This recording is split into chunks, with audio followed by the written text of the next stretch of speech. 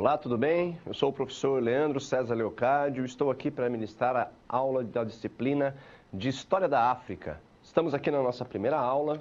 Como eu disse, eu sou o professor Leandro César Leocádio, com especialização em História Social e Ensino de História, mestre também em História Social. E vamos conversar um pouquinho ao longo desses nossos encontros, dessas nossas aulas, sobre a importância da valorização dessa disciplina, conhecer um pouco a riqueza e a diversidade presente neste continente, que é o continente africano, um continente tão importante para a nossa história, assim como outros continentes, mundo afora, como o europeu, por exemplo, o próprio continente asiático, enfim, mas o continente africano é para nós um centro, né? Um campo, um berço de conhecimento, de cultura, que deve ser muito explorado, deve ser muito valorizado por nós brasileiros. Lembrando que essa perspectiva é recente da gente conhecer os meandros que envolvem esse território e hoje, pleno século XXI, estamos aí caminhando para entrar na terceira década do século XXI.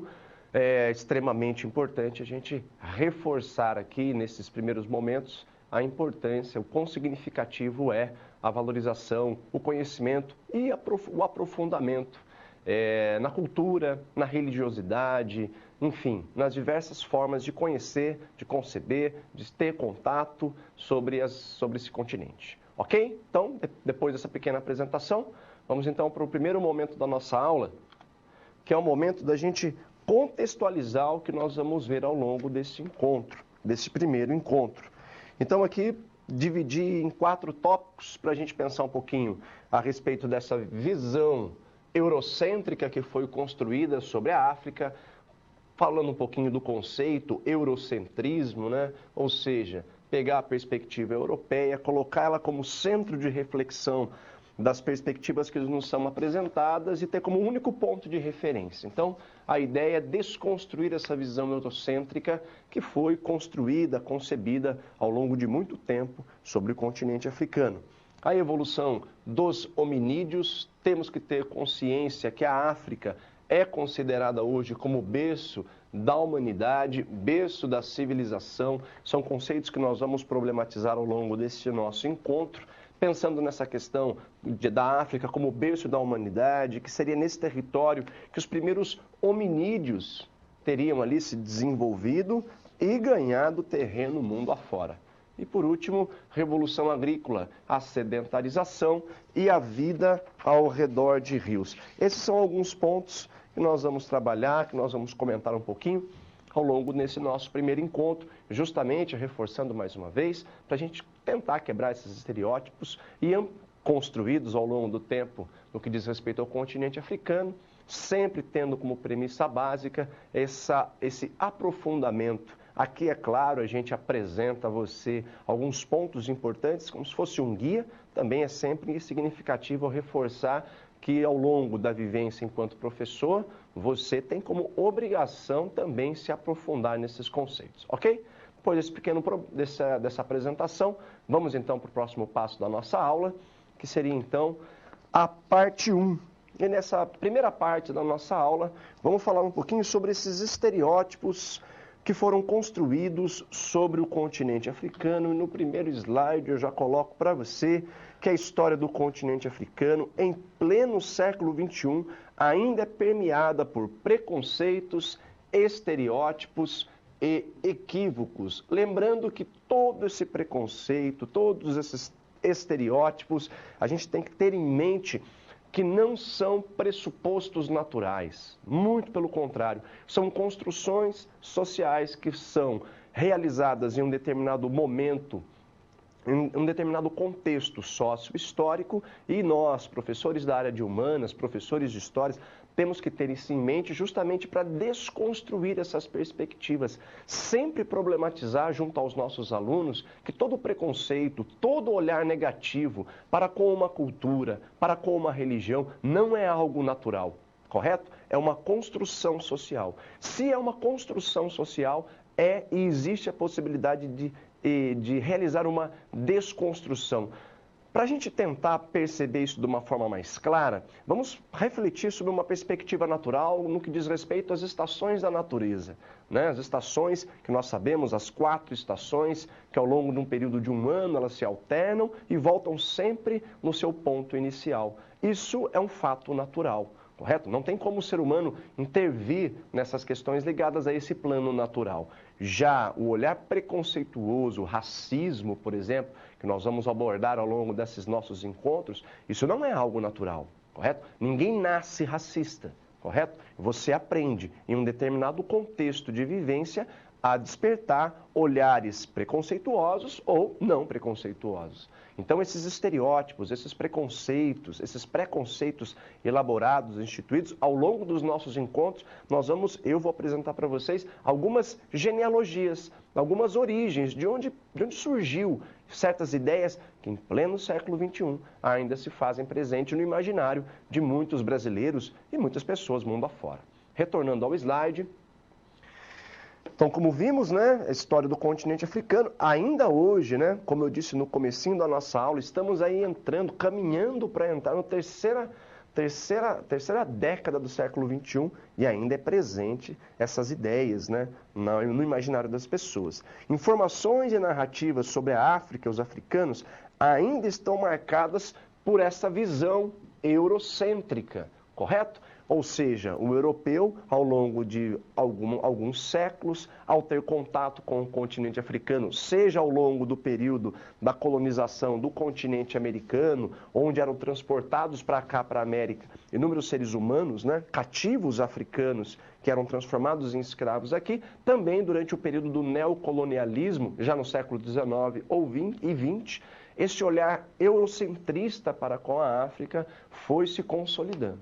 E por último, nesse slide, o saber sobre o continente africano foi construído, portanto, não é algo natural, nós precisamos urgentemente desconstruir, nós que eu digo, profissionais da área de humanas. Foi construído, no nosso caso específico, professores de história, correto? Foi construído em bases etnocêntricas e também racistas. E aqui, preparei uma sequência de imagens para que você tenha... A gente tem um pouquinho de noção sobre o que o professor Leandro está falando, né?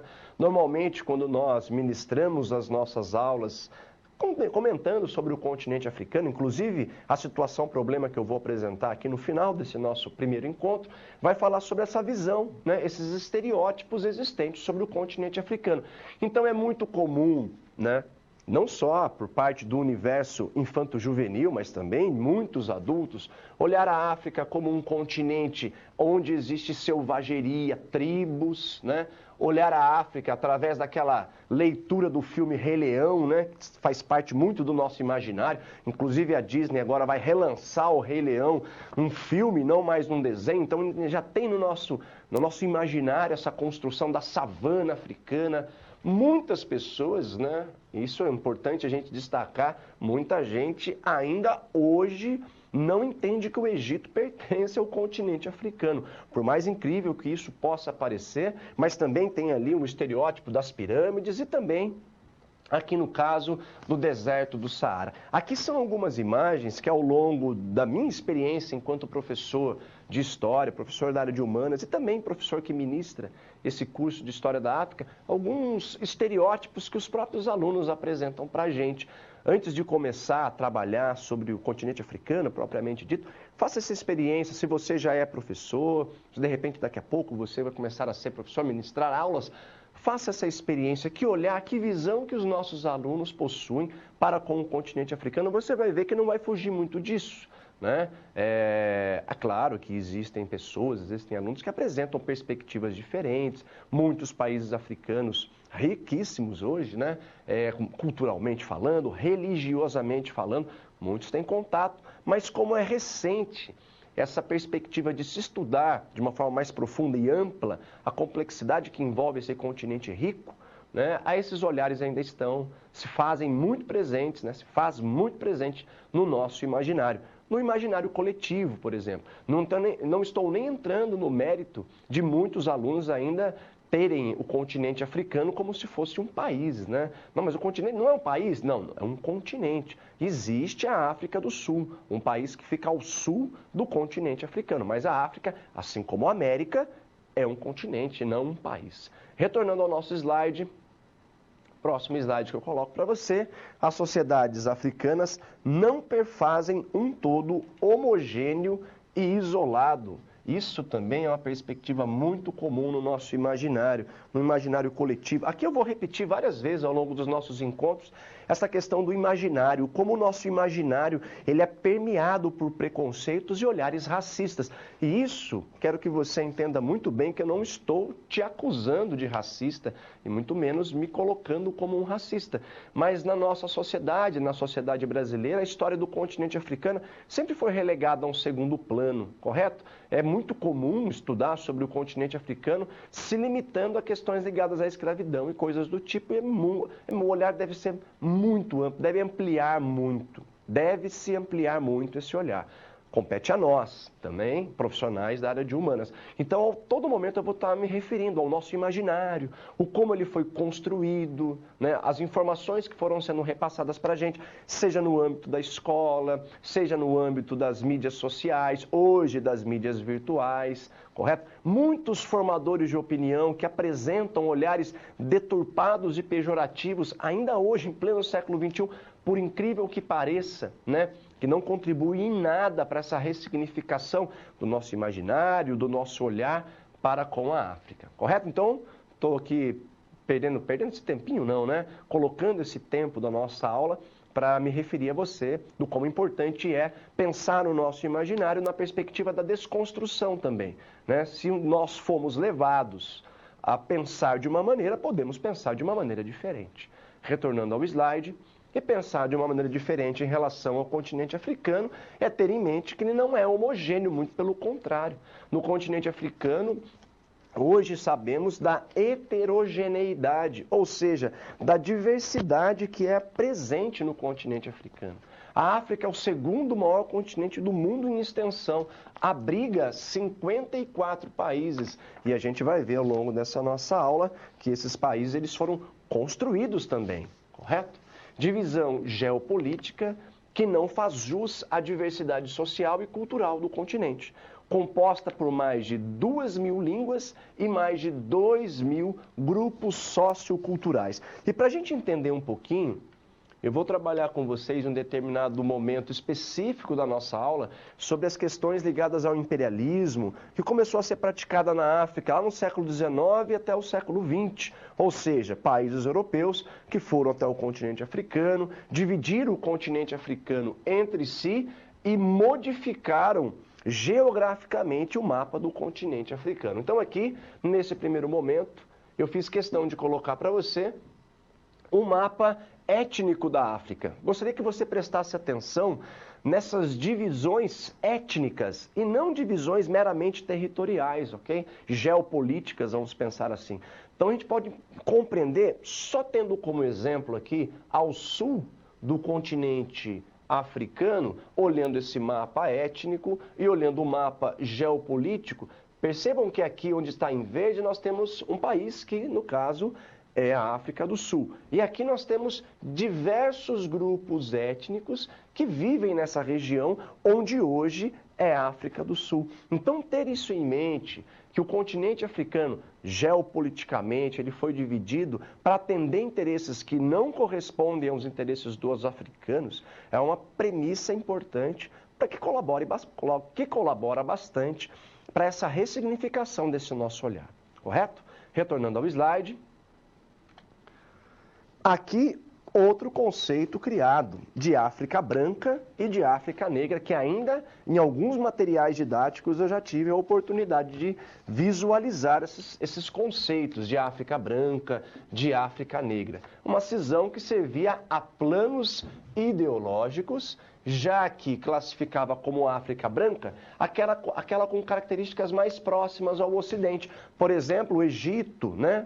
a gente vai ver numa aula específica sobre o Egito, que até o conceito de África branca para o Egito é equivocado, os faraós negros, a gente vai trabalhar bastante sobre isso, os filmes criados por Hollywood, colocando deuses brancos, governantes brancos, enfim, a África branca, aquela com características mais próximas ao Ocidente.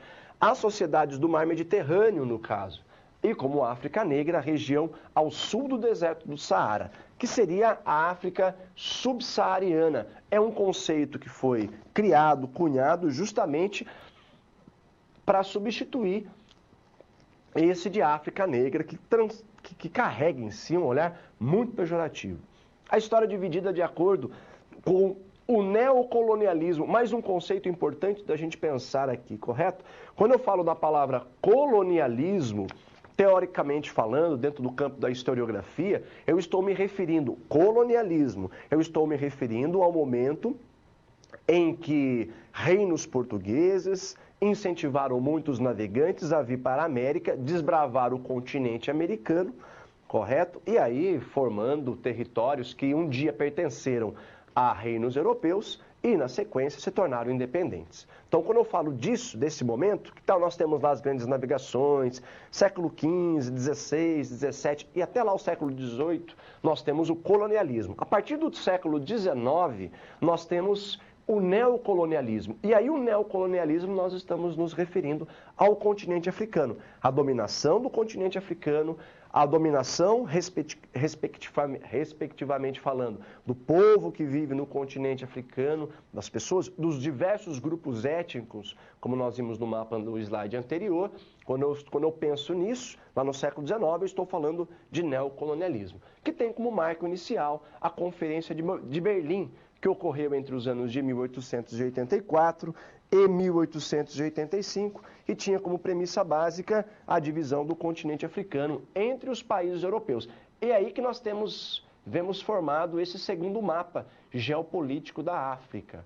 Então, olha que interessante, né? Até a Conferência de Berlim, depois nós vamos abordar novamente, esse segundo mapa nem existia, porque existia sempre. É o mapa étnico em relação ao continente africano.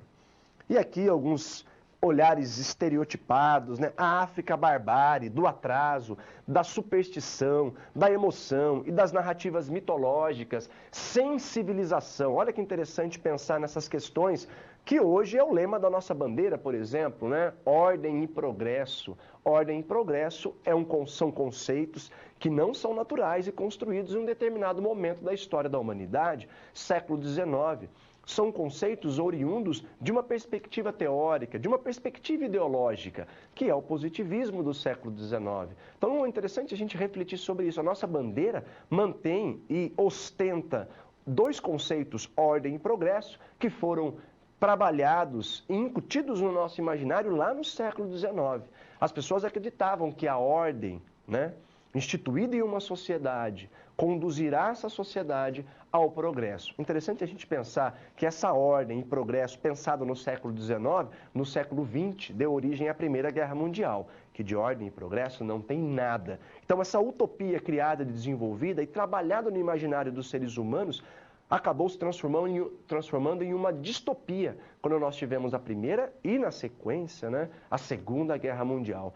Todas as questões trabalhadas no século XIX, todos os conceitos, as ideologias, as tecnologias pensadas no século XIX alimentaram tanto a Primeira quanto a Segunda Guerra Mundial. Interessante pensar nessa ideia da ordem e progresso, né? Que ainda hoje é lema da nossa bandeira, que ainda hoje é lema partidário, político e partidário de muitos formadores de opinião por aí. E por que é interessante refletir sobre esses conceitos quando nós pensamos na África? Porque ordem e progresso é a ordem e progresso europeia. Então, quando os europeus chegavam no continente africano e viam aquela vivência diferente dos europeus, bom, aqui não tem ordem. Se não tem ordem, não terá progresso. Então, nós precisamos trazer a ordem, a civilização a esses povos sem cultura. Essa era a mentalidade que foi elaborada no século XIX, que foi incutida no imaginário de muitas pessoas e que ainda hoje se faz presente em muitas narrativas apresentadas para a gente, né? Seja nas mais diversas plataformas virtuais, em alguns veículos de comunicação e principalmente formadores de opinião. Retornando ao slide, então a África tinha esse sinônimo, né, da barbárie, do atraso. Já a Europa não. Minha oposição se tornou o símbolo da civilização, do progresso, da ciência, da razão e da história. A partir da década de 1950, nós temos uma historiografia, e a historiografia e a antropologia assumiram uma vertente crítica destinada a combater esses preconceitos que o professor Leandro vem apresentando para você como preconceitos construídos. Se são construídos, não são naturais. Se você se sentiu tocado por essa ideia de um preconceito construído, está refletindo sobre o seu próprio comportamento, isso é extremamente necessário. Nós, seres humanos, não somos máquinas que temos que ter conceitos firmados, fechados e imutáveis, muito pelo contrário, né? O desenvolvimento desses estudos só foi possível com o crescimento dos movimentos anticoloniais e nacionalistas. E esses movimentos anticoloniais e nacionalistas começaram a crescer lá no continente africano, por volta do início do século XX, buscando a independência dos países africanos. Próximo slide. Para algumas regiões do continente, a arqueologia é um recurso fundamental para a reconstituição histórica. E aqui, a partir do século XX, quando nós temos a historiografia valorizando bastante a questão da oralidade, através do que hoje nós podemos chamar de um conceito de história oral, ou seja, não são só documentos oficiais que podem falar sobre o passado, mas também a história oral pode contribuir, né? As tradições orais não foram consideradas como fontes fidedignas para o conhecimento histórico. Isso se deve muito ao fato de as sociedades ocidentais darem muito valor à escrita e, no caso da história, às histórias oficiais. E aqui, interessante a gente falar que na África, o exemplo dos griotes, trovadores, contadores de história, compositores e animadores públicos, e no caso dessas personagens históricas, no continente africano, desses personagens, eles contam as histórias de uma forma diferente da gente, né? Estereotipada naquela ideia do papel, da escrita, do decoreba, lá não. Reúne-se, existe até hoje essa tradição da oralidade para os povos africanos. Enfim, primeira parte então da nossa aula termina aqui. Vamos na sequência para a segunda parte? E na segunda parte nós vamos trabalhar um pouquinho sobre a ideia da África como berço da humanidade. Ou seja, é de lá que surge o ser humano, de lá que o ser humano se desenvolve. E para falar um pouquinho disso, apresento para você a ideia elaborada pelo biólogo, cientista importante do século XIX, Charles Darwin, que publicou suas pesquisas a respeito da evolução das espécies em 1858. Livro, marco, a origem das espécies. E é interessante a gente falar um pouquinho, porque Charles Darwin nunca falou em nenhum escrito dele que o homem veio do macaco. E isso é um olhar deturpado para com a concepção teórica criada pelo Charles Darwin. O que ele vai falar para nós é que nós, seres humanos, temos sim um parentesco com com os primatas, que no caso seriam os macacos, os orangotangos e tantas outras espécies. Retornando ao slide, né? A perspectiva teórica apresentada por ele foi mal compreendida por muitas pessoas na Europa, e aqui nós temos algumas charges criadas, né, justamente para ridicularizar essa ideia apresentada por Charles Darwin, colocando-o como um macaco, no caso, né, dentro de um ciclo, na árvore. Depois de Darwin, é certo que a espécie humana pertence a um único tronco. Do ponto de vista biológico, a teoria das raças, que pressupõe que existe uma raça superior em relação a outra, como era comum no século XIX, as pessoas, por parte dessa premissa europeia, entender como a África como um plano inferior, que existe uma raça superior, que no caso é o europeu. Essa teoria das raças é, portanto, um mito social, uma construção social. Darwin foi o primeiro a apontar a África como lugar de origem do homem, do hominídeo. Portanto, a África ela é considerada como o berço da humanidade, porque de lá é que sai a nossa espécie, e de lá a nossa espécie se estende e vai conquistando diversos outros territórios mundo afora, até chegar no último ponto, que foi aqui no caso a América do Sul. Ser humano, portanto, é um mamífero que pertence à ordem dos Primatas, temos que ter em mente, então, que as espécies de primatas que nós conhecemos, que já vimos, no caso, os orangotangos, chimpanzés e tantos, são os nossos primos biológicos, né? E aqui, vamos pensar, então, em algumas espécies desses hominídeos que se desenvolveram ao longo do tempo. Temos a mais famosa dela, né? A Lucy, o Australopithecus afarensis. Entre os vários hominídeos, o Australopithecus apresenta tendências evolutivas mais próximas do gênero Homo. E aqui é interessante a gente falar do gênero Homo e a espécie, a nossa espécie, Sapiens. Mas existiram outras espécies de hominídeos. No caso aqui, o homem de Neandertal, o Homo neanderthalensis, no caso. Temos aqui o crânio, né, e uma representação de como seria essa espécie de hominídeo. Na sequência, o Homo erectus, também uma espécie de hominídeo, o erectus, uma espécie de hominídeo que se desenvolveu no continente africano e inclusive teve contato com a nossa própria espécie, Homo sapiens. Tem também o Homo soluensis, Homo floresiensis, Homo denisova. Coloquei algumas espécies, né, de hominídeos justamente para a gente entender essa diversidade de hominídeos próximos à nossa própria espécie, que se desenvolveram, inclusive, contemporaneamente à nossa espécie. É muito comum a gente pegar alguns materiais didáticos que apresentam lá aquela linha evolutiva do ser humano, né? Andando como se fosse um macaco, aí ele vai ficando ereto até chegar no ser humano. Isso é uma construção que deve ser problematizada por nós também,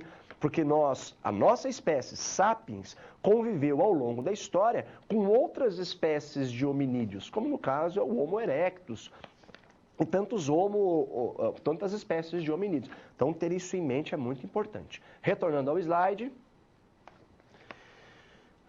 Enquanto isso, a evolução na África Oriental não parou. O berço da humanidade continua a nutrir numerosas espécies, como o Homo rudolfensis, Homo ergaster e, por último, o Homo sapiens. E, como eu disse a você, Homo, portanto, é gênero e sapiens é espécie. Depois dessa apresentação, partimos então para a terceira parte, né, da África como o berço da Revolução Agrícola.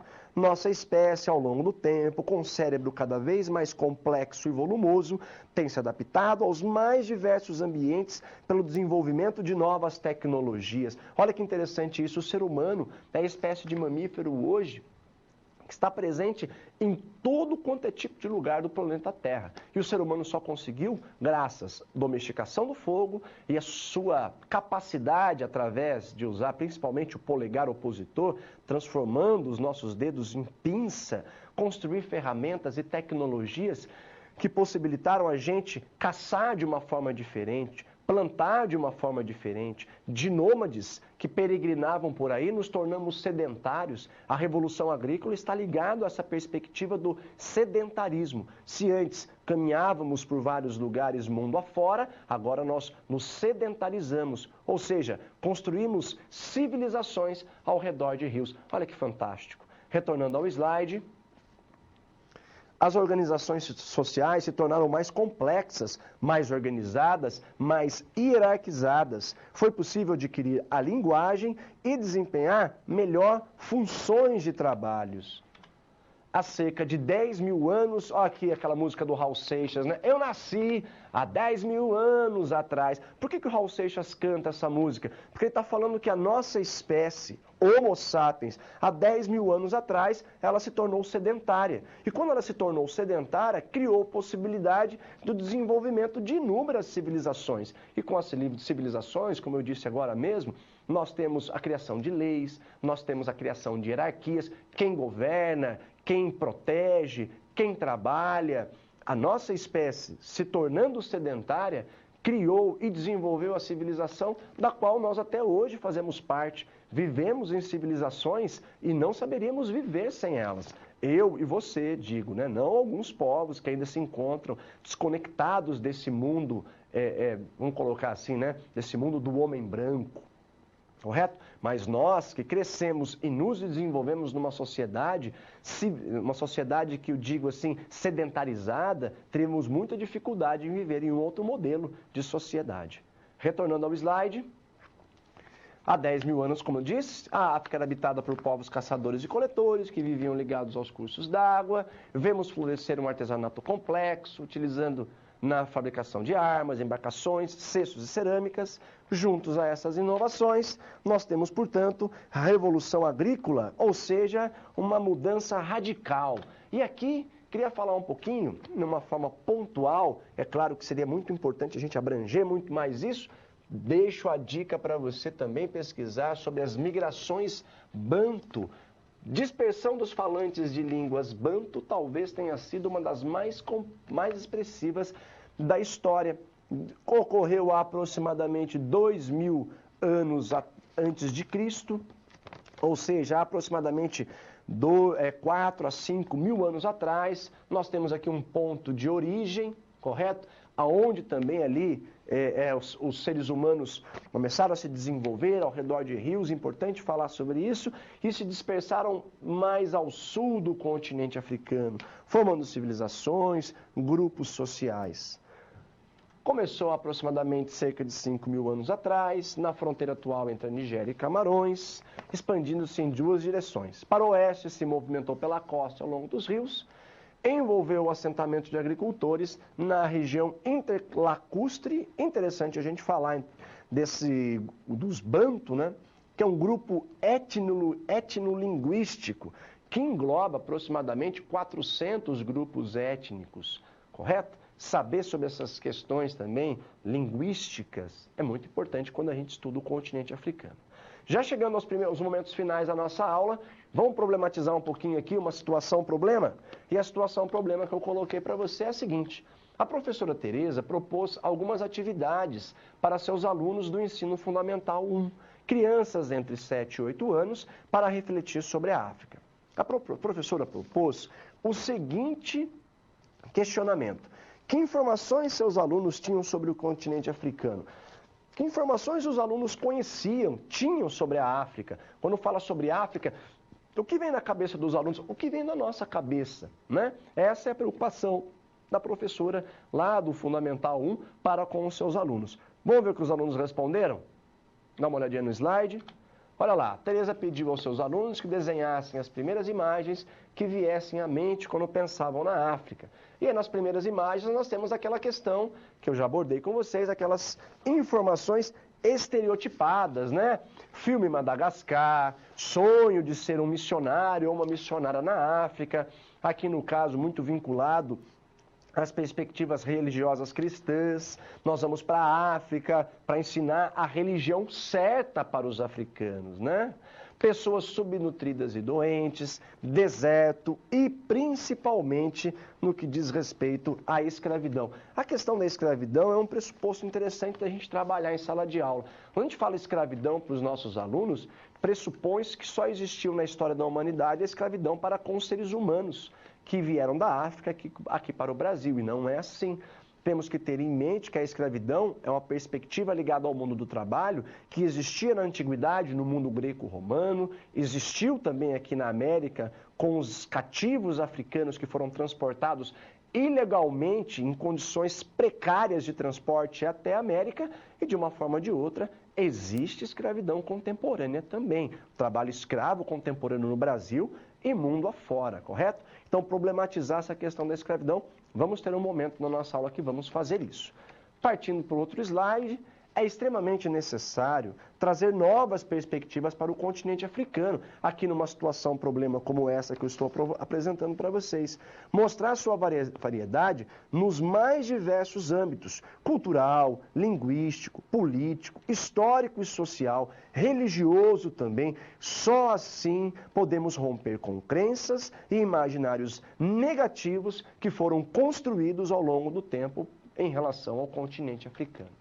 E aqui, problematizando, aprofundando um pouco mais no que diz respeito a essa questão do continente africano em si, é muito importante a gente pensar nas narrativas sobre o início da nossa presença no mundo. As narrativas são variadas, né? partem, lá a princípio, uma perspectiva mítica, e mítico não é uma mentira. Aqui eu queria até, destacar de uma forma mais pontual a questão ligada às explicações mitológicas, porque mitologia não é uma mentira. Mitologia é uma tentativa de se explicar o real que lhe é apresentado. Quando a gente estuda os povos da antiguidade, os diversos povos, sejam eles indo-europeus, americanos ou africanos, enfim, nós temos muitas explicações mitológicas. E a mitologia não é uma mentira.